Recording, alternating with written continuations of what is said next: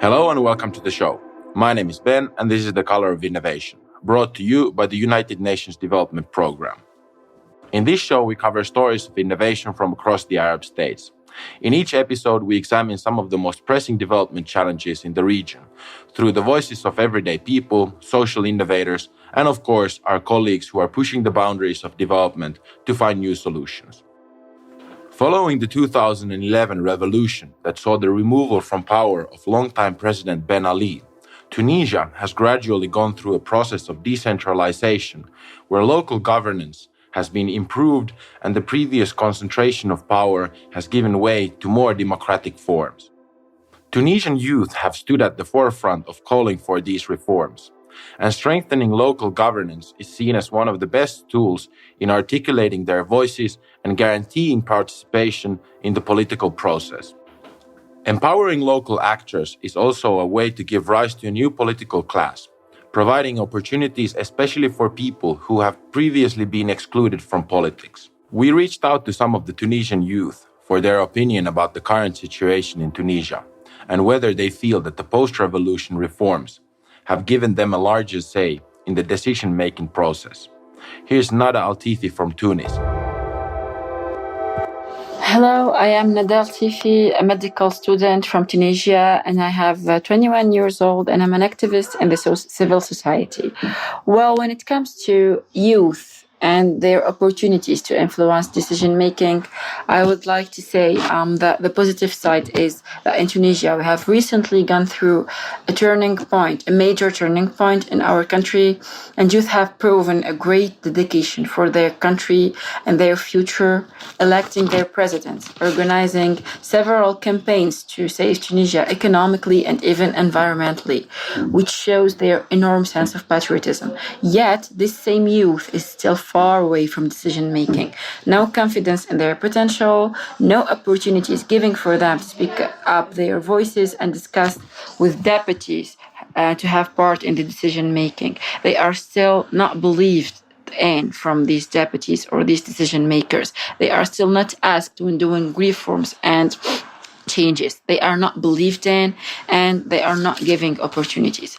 Although these youth are also taking part in civil society, they are real activists intending to make positive impact in their societies. But when it really comes to to the process of decision making or concretely implementing this impact, they are not allowed to.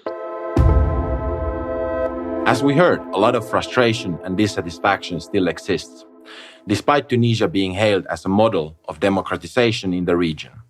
Delegating power to the local level and introducing participatory mechanisms is seen as a means to address the lack of trust built up between citizens and decision makers, as well as to encourage increased civic participation. One of the most prominent proponents of participatory democracy in Tunisia since the revolution has been Associative Action, an NGO that is advocating for e-democracy and helping municipalities in implementing new participatory mechanisms across the country. I spoke to the founder, Courage Jawadu, about their work and the role of civil society in post-revolution Tunisia. Hello, Courage. Great to have you on the show. Thank you. And thank you very much for taking the time to talk to me. You're most welcome. So Tunisia has been often labeled as the success of the Arab Spring, a country where the transition to democracy has at least to some extent succeeded. And much of this success has been attributed to a new and vibrant civil society that emerged from the revolution. And I actually looked up some figures, and around 12,000 civil society organizations formed after the revolution. So I would like to start with your view on the civil society landscape before the revolution and why it was possible in Tunisia for such a lively and active civil society to emerge. So before what is called commonly revolution in Tunisia in December 2010, January 2011, civil society was already existing in terms of number of associations, but the work of NGOs was really, really under severe control of the police and under the control and the supervision of the state and the internal affairs of ministry.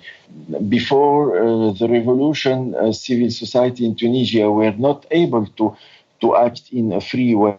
They were not able to criticize or denounce or synthesize or even propose or suggest any new tool of management for the state or a new text of law. Before the revolution, they were very, very political in NGOs, and you can imagine what is the situation. Mainly those politicians that emerged on the scene in Tunisia after the revolution, they were active through their own NGOs before the revolution. So is there today any sort of active effort or outreach from the government to partner and cooperate with the civil society? Or is it still a situation where the CSOs have to struggle to be actually heard by the decision makers? So after the revolution, it became something else, totally different situation. It's the difference between the night and the day. If we take in consideration the four main roles of the civil society NGOs all over the world, which are the denunciation, the sensitization, the contribution to development, and the proposal of text and instruments and mechanisms. Actually, in Tunisia, all of those four roles are being implemented by the civil society entities after the revolution all over the country, from north to south, and on all kinds of subjects. And this is really something new in Tunisia, and this is a very, very big advantage of the revolution. Up to now, we can say that the most positive and effective result of the revolution are two results. We have now, the first one is a free press, and the second one is a free civil society. Yes, so as a representative of the civil society yourself, what do you see has been the biggest challenge in building up this new relationship between the public sector and the civil society? So I'm personally convinced that our NGO, which is called Associative Action, brought an innovation about civil society work in Tunisia. She is a kind of philosophy of work to be set up as a background of every reflection and every start of program that to be implemented by our NGO here, which is we start the thinking about any kind of project or program in our NGO, starting from thinking about building a relation of trust between the citizens and the institution of states. And we are discovering that if we think the birth of a project or a program from that angle, from that perspective, we increase the chance of working on the implementation of an effective tool or an effective mechanism that will bring a solution to the actual problem belonging to that institution. And it will be most probably a sustainable mechanism. And we believe that we are succeeding in what we are doing because or thanks to this kind of innovation that we are using in our way of thinking. Yes, well, actually, I'm happy that you brought up the issue of trust. And especially on your website, you talk about these four participatory mechanisms that you promote with your organization. So maybe you can tell us a bit more about those mechanisms. So it's also an innovation in Tunisia that we brought at the local level, at the level of the municipalities. We studied the conditions of building a relation of trust between citizens and municipalities at the local level. And this is an important relation because if we don't have a relation of trust, the least of results that we will have is a lack of payment of local taxes. And this means that we will have to convince the municipality to adopt mechanisms and tools that allow to citizens and civil society associations to participate in the decision-making process. So we developed a number of mechanisms, and we succeeded in implement the participatory budgeting instrument in more than 25 municipalities. And another kind of mechanism that will be implemented at the level of the municipal commissions. We developed a mechanism that help the municipality get a diagnostic of the needs of the town with the participation of civil society.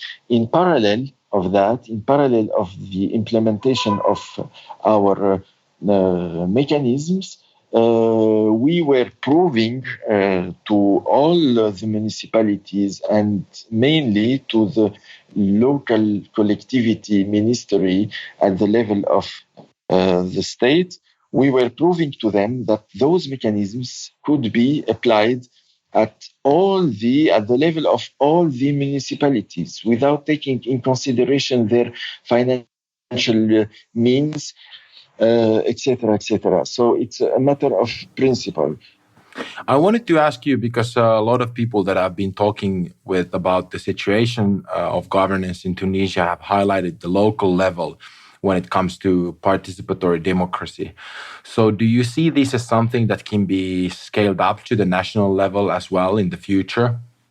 So I'm strongly convinced and I strongly believe that there will be no development in Tunisia or in any territory in the world without targeting first the development at the local level of every municipality.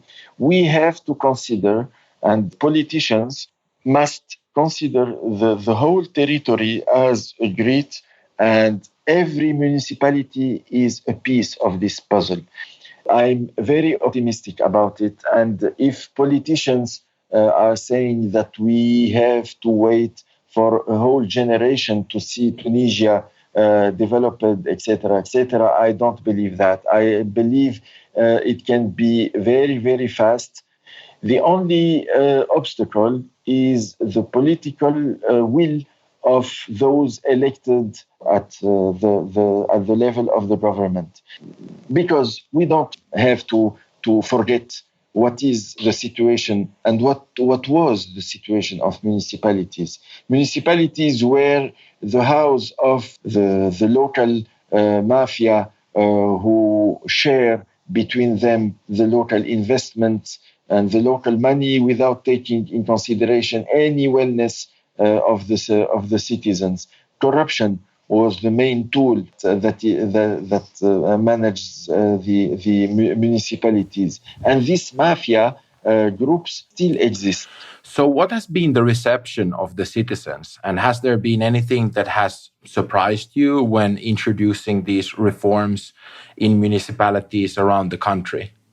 Yeah, first, of course, when we started in 2013, the implementation of the very first participatory budgeting mechanism in the first 4 municipalities in Tunisia, the first reaction that we saw from people at the local level was the doubt of about the mechanism itself, and the doubt about us as civil society actors.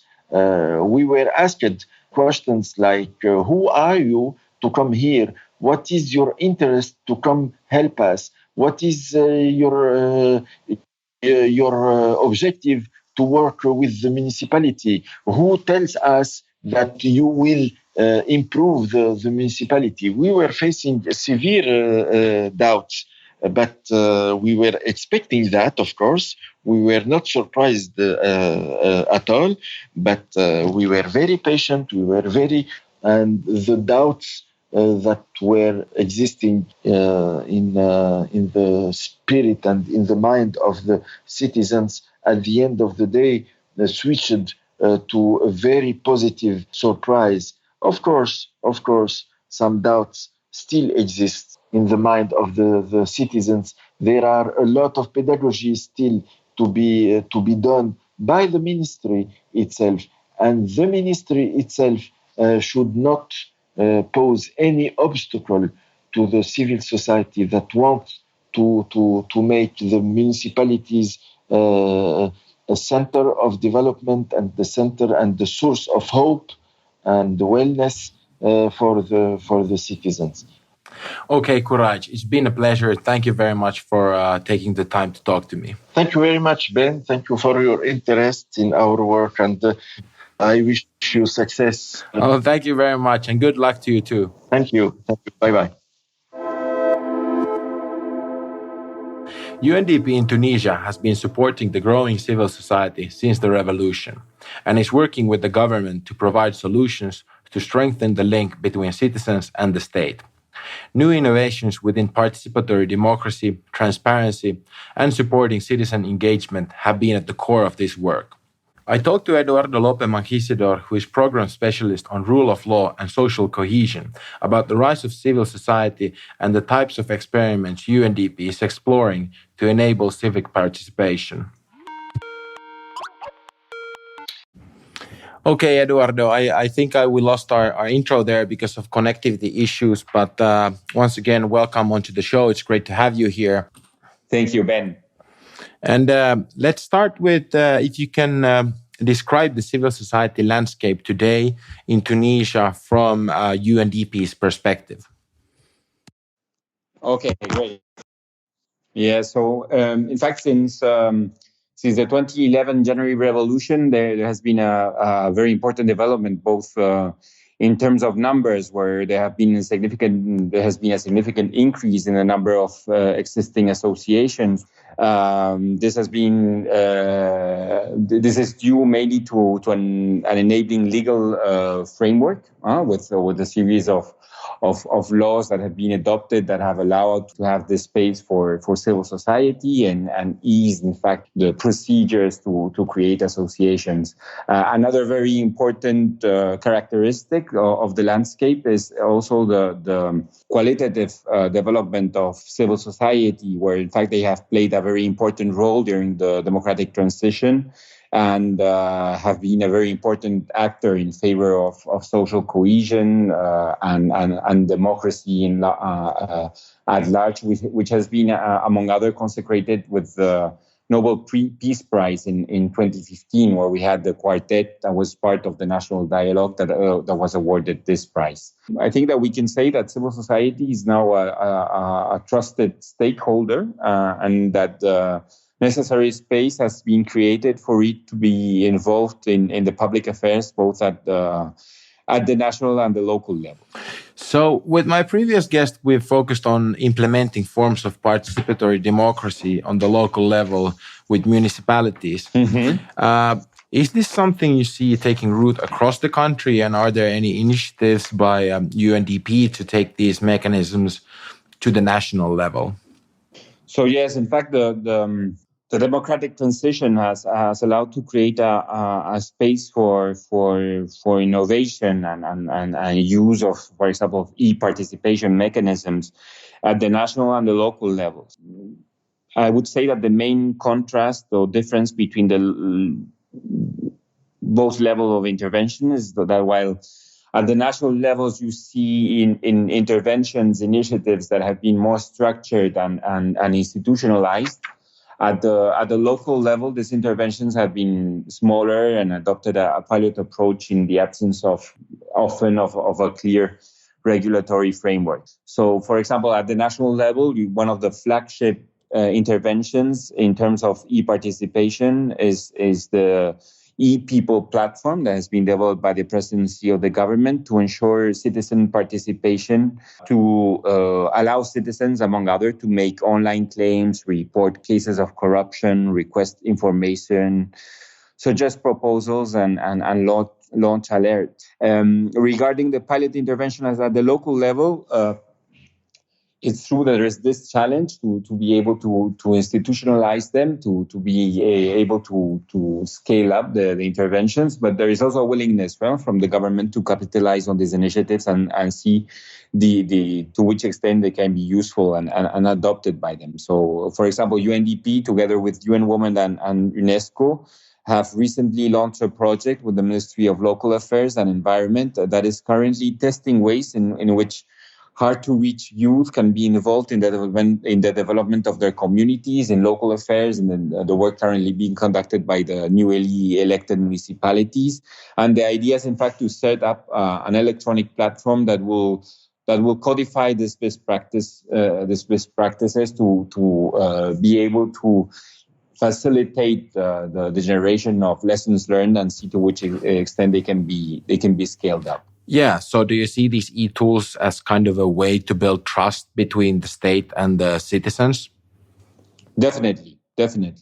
And in fact, to make this work, there is definitely a need for an enabling environment, and that is what you see in Tunisia, where this enabling environment has been provided by the democratic transition and the different reforms that have been launched to establish and consolidate a democratic state that abides to the rule of law. Also, the scale and characteristics of the different reforms that were launched during the transition created a space in which citizens and state institutions needed to work together for the reforms to be effective. Yeah. Do you see any challenges with the adoption of digital tools in terms of accessibility or perhaps observable digital divide between generations? There is certainly a slight digital divide, but the use of digital tools such as smartphones and the internet or social media is quite widespread, which it is in fact something that allows to have digital solutions as an effective tool in the different reforms that have been supported.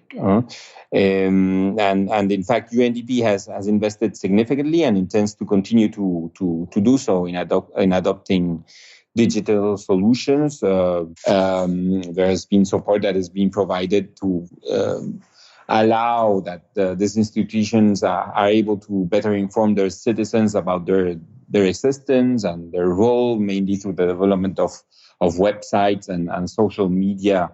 And UNDP not only works on the opportunities provided by the digital revolution, but also on its risks. And we're also currently partnering with the High Independent Authority on Audiovisual Communication to develop a platform to monitor fake news, especially during the current electoral period. Yeah, I'm actually happy you brought up the issue of risks, as it's been a hot topic in the discussions lately. So can you talk a bit more about the risks involved and how we can address them? So yes, I would say that this is one of the main interventions on that. How we see that, in fact, the digital revolution comes with also an important amount of information, some of which is misinformation. No? So that is why this kind of initiatives that aim at addressing these risks not only look at the opportunities but also have a risk management approach are so important, and especially, like, for example, as I said, within the framework of very sensitive and key periods and phases, such as the electoral periods, or the phases where elections take place. Yeah, so as we know, UNDP is in the process of setting up a number of so-called accelerator labs to find new solutions and to help come up with new innovations. Are the issues that we have discussed here something that your lab will be taking on?